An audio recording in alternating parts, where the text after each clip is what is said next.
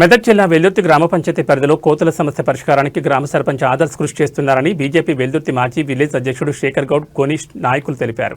వారు మీడియాతో మాట్లాడుతూ ఎన్నికలకు ముందే కోతులు పట్టించే కార్యక్రమం చేపట్టారని, ఎన్నికల్లో గెలిచిన అనంతరం మళ్లీ కోతులు రావడంతో వాటిని తిరిగి బంధించి ఇతర ప్రాంతాలకు తరలిస్తున్నారని తెలిపారు. గతంలో గెలిచిన నాయకులు ప్రజల సమస్యలు పట్టించుకోలేదని, బీజేపీ అభ్యర్థిగా పనిలోకి దిగి విజయం సాధించిన సర్పంచ్ ఆదర్శ్ తాను ఇచ్చిన హామీ నెరవేరుస్తున్నారని సంతోషం వ్యక్తం చేశారు.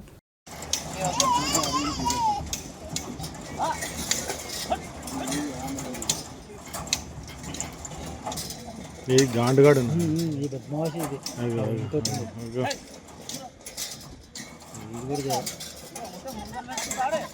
మళ్ళీ వచ్చింది ఏం ఇక్కడ దాన్ని ఏరా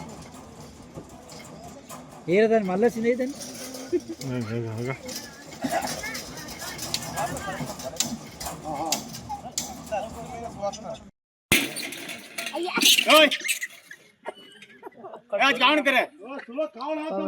ఎవరన్నా కొద్దిగా అట్ట కొట్టమను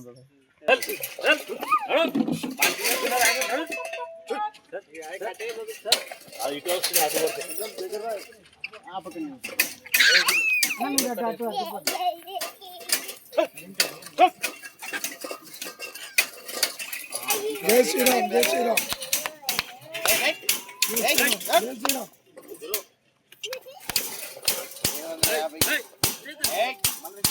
ఒక్కొక్కటి పోతుంది, ఒకటి ఎంత అవుతాం, మూడు మూడు పోతున్నాయి.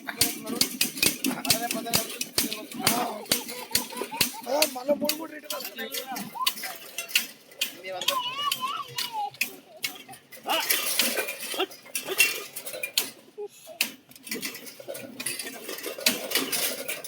బాగా వాసన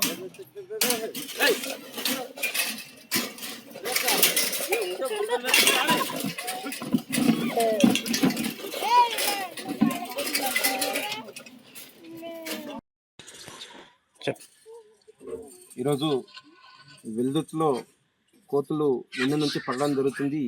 వెల్దుర్తి నాయకులంతా కూడా ఇవి పాత ఫోటోలు అనుకుంటూ వాళ్ళు చెప్పడం జరుగుతుంది. ప్రజల్ని ఏదో మభ్యపెట్టడానికి, నెక్స్ట్ ఎంపీటీసీ జెడ్పీసీ ఎలక్షన్లు వస్తున్నాయి కదా, దానికోసము మభ్యపెట్టడానికి వాళ్ళు వేరే చెప్తున్నారు.